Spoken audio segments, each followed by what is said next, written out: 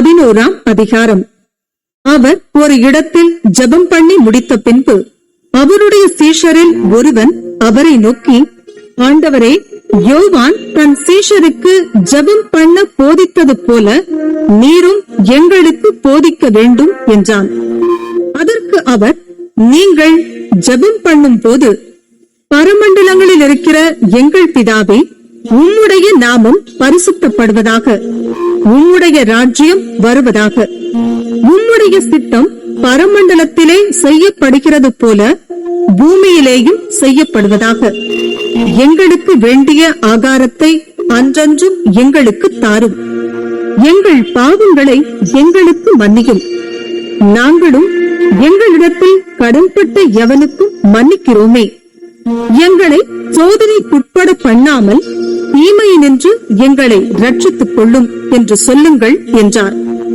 பின்னும் அவர் அவர்களை நோக்கி, உங்களில் ஒருவன் தனக்கு சிநேகிதனாயிருக்கிறவனிடத்தில் பாதி ராத்திரியிலே போய், சிநேகிதனே, என் சிநேகிதன் ஒருவன் வழி பிரயாணமாய் என்னிடத்தில் வந்திருக்கிறான்.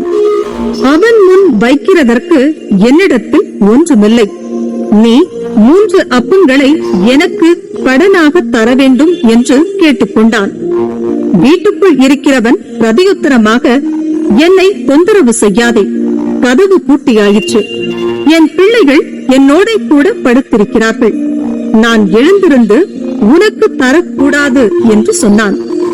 பின்பு தனக்கு அவன் சிநேகிதனாய் இருக்கிறது நிமித்தம் எழுந்து அவனுக்கு கொடாவிட்டாலும் தன்னிடத்தில் அவன் வருந்தி கேட்கிறது நிமித்தமாவது எழுந்திருந்து அவனுக்கு தேவையானதை கொடுப்பான் என்று உங்களுக்கு சொல்லுகிறேன்.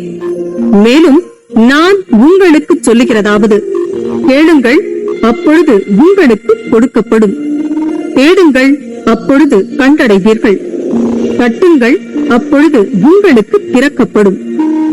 ஏனென்றால் கேட்கிறவன் எவனும் பெற்றுக் கொள்ளுகிறான், தேடுகிறவன் கண்டடைகிறான், தட்டுகிறவனுக்கு திறக்கப்படும். உங்களில் தகப்பனாயிருக்கிற ஒருவனிடத்தில் மகன் அப்பம் கேட்டால் அவனுக்கு கல்லை கொடுப்பானா? மீனை கேட்டால் மீனுக்கு பதிலாய் பாம்பை கொடுப்பானா? அல்லது முட்டையை கேட்டால் அவனுக்கு தேளை கொடுப்பானா? பொல்லாதவர்களாகிய நீங்கள் உங்கள் பிள்ளைகளுக்கு நல்ல ஈவுகளை கொடுக்க அறிந்திருக்கும் போது, பரம பிதாவானவர் தம்மிடத்தில் வேண்டிக் கொள்ளுகிறவர்களுக்கு பரிசுத்த ஆவியை கொடுப்பது அதிக நிச்சயம் அல்லவா என்றார். பின்பு அவர் ஊமையாயிருந்த ஒரு பிசாசை துரத்தினார். பிசாசு புறப்பட்டு போன பின்பு ஊமையன் பேசினான். ஜனங்கள் ஆச்சரியப்பட்டார்கள். அவர்களில் சிலர், இவன் பிசாசுகளின் தலைவனாகிய பெயல்செபூலை கொண்டு பிசாசுகளை துரத்துகிறான் என்றார்கள். வேறு சிலர் அவரை சோதிக்கும்படி வானத்திலிருந்து ஒரு அடையாளத்தை காட்ட வேண்டும் என்று அவரிடத்தில் கேட்டார்கள். அவர்களுடைய சிந்தனைகளை அவர் அறிந்து அவர்களை நோக்கி, தனக்குத்தானே விரோதமாய் பிரிந்திருக்கிற எந்த ராஜ்யமும் பாழாய்ப்போம், தனக்குத்தானே விரோதமாய் பிரிந்திருக்கிற எந்த வீடும் விழுந்து போம். சாத்தானும் தனக்குத்தானே விரோதமாய் பிரிந்திருந்தால் அவன் ராஜ்யம் எப்படி நிலை நிற்கும்?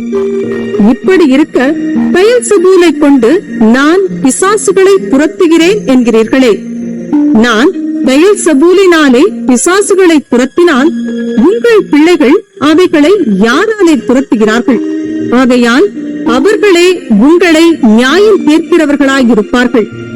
நான் தேவனுடைய விரலினாலே பிசாசுகளை துரத்துகிறபடியால் தேவனுடைய ராஜ்யம் உங்களிடத்தில் வந்திருக்கிறதே. ஆயுதம் தரித்த பலவான் தன் அரமனையை காக்கிற போது அவனுடைய பொருள் பத்திரப்பட்டிருக்கும்.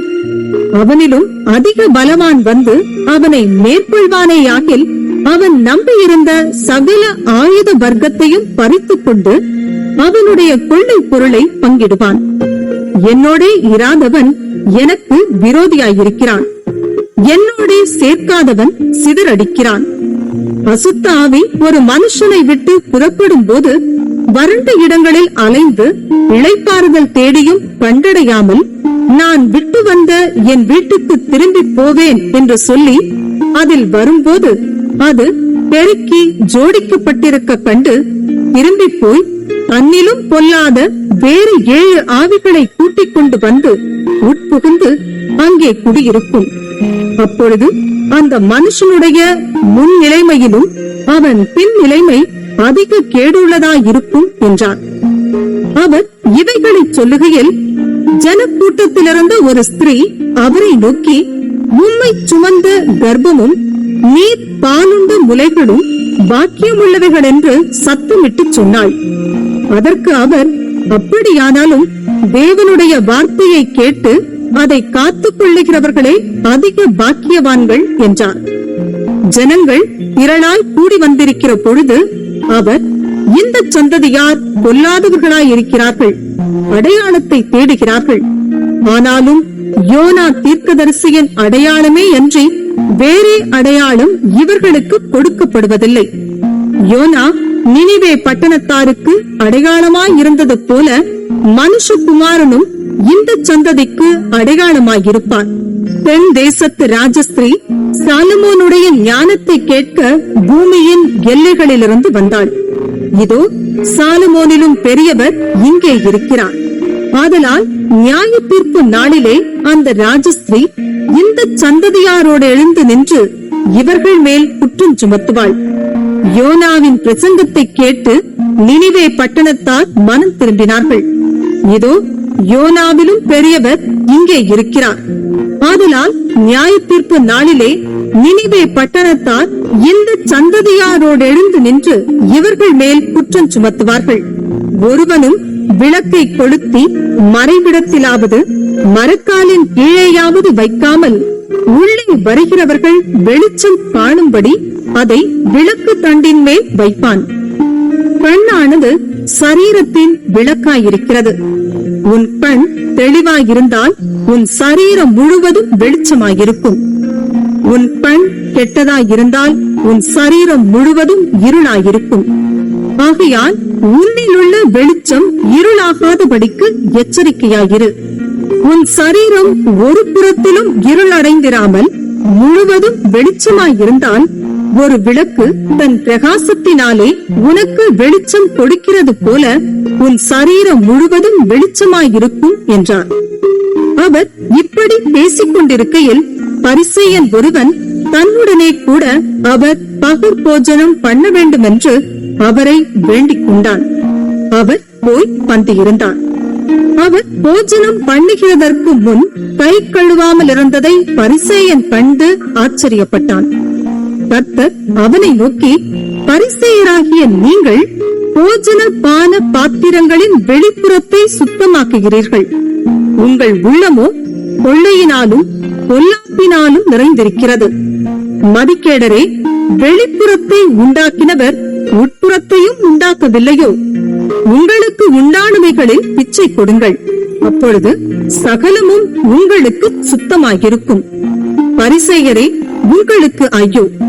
நீங்கள் ஒர்த்தலாம் மறுக்குழுந்து முதலிய சகலவித பூண்டுகளிலும் தசம பாகம் கொடுத்து நியாயத்தையும் தேவ அன்பையும் விட்டு விடுகிறீர்கள். இவைகளையும் செய்ய வேண்டும், அவைகளையும் விடாதிருக்க வேண்டுமே. பரிசேயரே, உங்களுக்கு ஐயோ! ஜெப ஆலயங்களில் முதன்மையான ஆசனங்களையும் சந்தைகளில் வந்தனங்களையும் விரும்புகிறீர்கள். மாயக்காரராகிய வேத பாரகரே, பரிசேயரே, உங்களுக்கு ஐயோ! மறைந்திருக்கிற பிரேத குழிகளைப் போல் இருக்கிறீர்கள். அவைகள் மேல் நடக்கிற மனுஷருக்கு அவைகள் தெரியாதிருக்கிறது என்றார். அப்பொழுது நியாய சாஸ்திரிகளில் ஒருவன் அவரை நோக்கி, போதகரே, நீர் இப்படி சொல்லுகிறதினால் எங்களையும் நிந்திக்கிறீரே என்றான். அதற்கு அவர், நியாய சாஸ்திரிகளே, உங்களுக்கு ஐயோ! சுமக்க அரிதான சுமைகளை மனுஷர் மேல் சுமத்துகிறீர்கள். நீங்களோ உங்கள் விரல்களில் ஒன்றினாலும் அந்த சுமைகளை தொடவும் மாட்டீர்கள். உங்களுக்கு ஐயோ! உங்கள் பிதாக்கள் கொலை செய்த தீர்க்கதரிசிகளுக்கு கல்லறைகளை கட்டுகிறீர்கள். ஆகையால் உங்கள் பிதாக்களுடைய கிரியைகளுக்கு நீங்களும் உடன்பட்டவர்கள் என்று சாட்சியிடுகிறீர்கள். எப்படி என்றால், உங்கள் பிதாக்கள் அவர்களை கொலை செய்தார்கள், நீங்களோ அவர்களுக்கு கல்லறைகளை கட்டுகிறீர்கள். அதனால் தேவ ஞானமானது, நான் தீர்க்கதரிசிகளையும் அப்போஸ்தலர்களையும் அவர்களிடத்தில் அனுப்புவேன். அவர்களில் சிலரை கொலை செய்து சிலரை துன்பப்படுத்துவார்கள். ஆபேலின் ரத்தம் முதல் பலிபீடத்துக்கும் தேவாலயத்துக்கும் நடுவே கொலையுண்ட சகரியாவின் ரத்தம் வரைக்கும் உலக தோற்று முதற்கொண்டு சிந்தப்பட்ட சகல தீர்க்கதரிசிகளுடைய இரத்த பழியும் இந்த சந்ததியினிடத்தில் கேட்கப்படத்தக்கதாக அப்படி செய்வார்கள் என்று சொல்லுகிறது. நிச்சயமாகவே இந்த சந்ததியினிடத்தில் அது கேட்கப்படும் என்று உங்களுக்கு சொல்லுகிறேன். நியாய சாஸ்திரிகளே, உங்களுக்கு ஐயோ! அறிவாகிய திறவு போல எடுத்துக் கொண்டீர்கள். நீங்களும் உட்பிரவேசிக்கிறதில்லை, உட்பிரவேசிக்கிறவர்களையும் தடை பண்ணுகிறீர்கள் என்றார். இவைகளை அவர்களுக்கு அவர் சொல்லுகையில் வேதபாரகரும் பரிசேயரும் அவர் மேல் குற்றஞ்சாட்டும் பொருட்டு அவர் வாய்மொழியில் ஏதாகிலும் பிழை கண்டுபிடிக்க வேண்டும் என்று உபாயம் பண்ணி அவரை மிகவும் நெருக்கவும் அநேக காரியங்களை குறித்து பேசும்படி அவரை ஏவவும் தொடங்கினார்கள்.